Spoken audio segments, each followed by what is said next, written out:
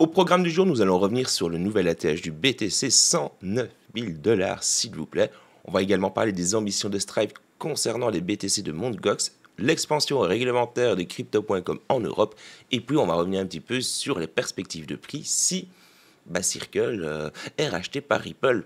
On peut s'attendre à un prix du XRP relativement attractif, uniquement si Circle rejoint encore une fois Ripple. Mais encore une fois, ça a très peu de chances que ça arrive, si vous voulez mon avis. Du côté du market cap crypto dans le vert, 1,47%. Même s'il est un petit peu perdu d'élan par rapport à tout à l'heure, c'est pas grave. Nous avons donc un Bitcoin à 107 209 $, donc qui est quand même un petit peu descendu par rapport à tout à l'heure, mais toujours en plus-value de 1,73% par rapport à hier. Du côté de l'ETH, plus-value de 1,39%. Le prix de l'Ether est de 2487 $. Ma foi, toujours attractif. Moins de 3000, vous pouvez y aller, les gars.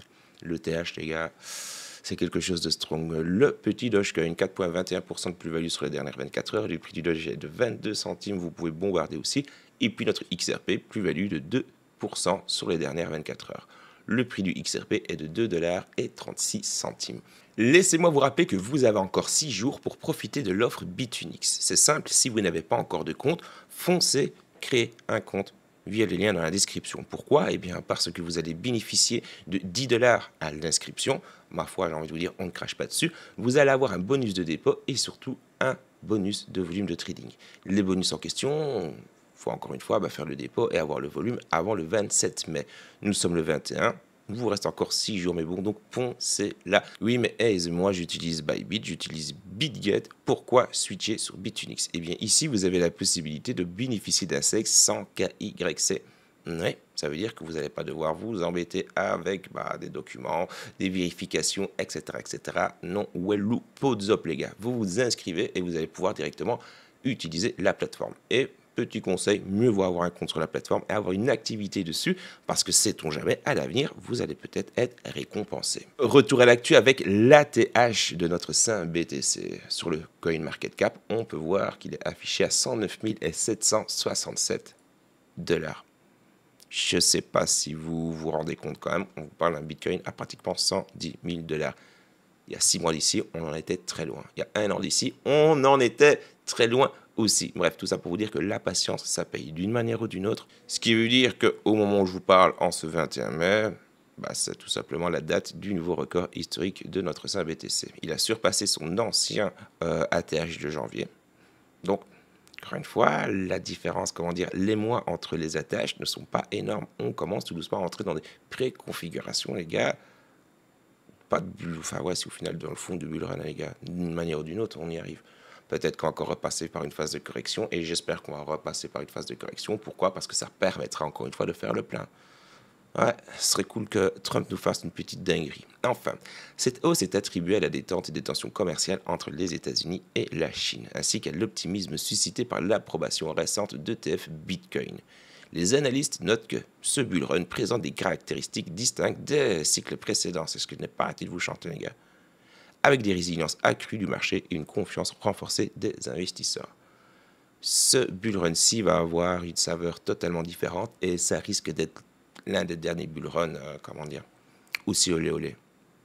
Vraiment, on va atteindre des sommes potentiellement folles avec des ATH complètement fous, mais ce sera peut-être, je sais pas, dernier bull run de cette saveur-ci. Encore une fois, je suis pas devin, les gars, je suis pas Madame Irma et je n'ai pas de boule de cristal. Je ne vous fais que donner mon petit avis. Restons dans la thématique du Bitcoin et parlons de la société de gestion d'actifs Strive, confondée par Vivek Ramaswamy.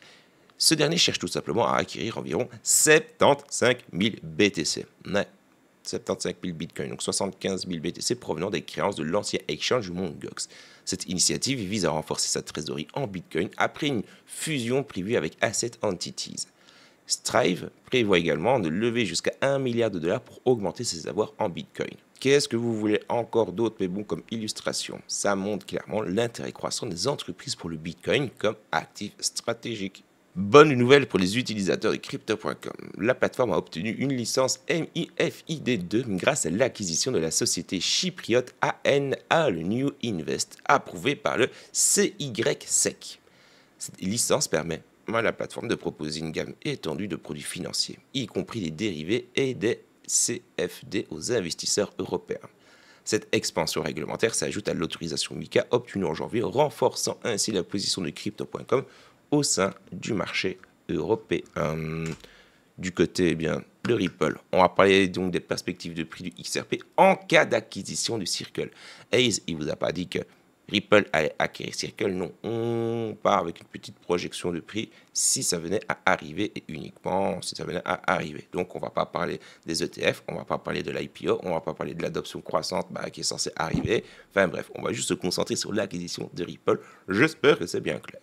Nous avons des analyses récentes qui suggèrent que si Ripple parvient à acquérir Circle, l'émetteur donc de l'USDC, le prix du XRP pourrait connaître une hausse significative. Dans un scénario de base, le XRP pourrait atteindre une somme entre 3,50$ et 4,50$, reflétant des gains modérés liés au renforcement de l'écosystème Ripple.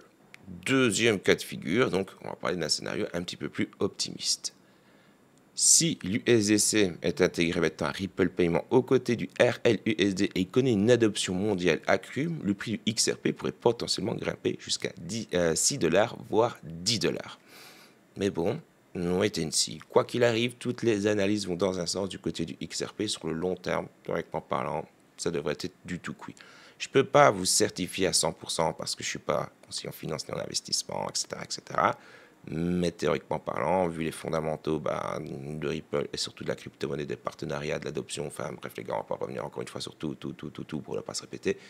Mais le XRP, si vous cherchez un actif plutôt strict ficelle qui peut vous apporter une jolie petite plus-value sur les 6 mois, voire l'année à venir, oui, vous pouvez clairement aller sur Ripple. Et si vous visez des plus grosses plus-values, alors à ce moment-là, va falloir être un petit peu plus patient. Et surtout mettre vos XRP en stacking parce que c'est très important.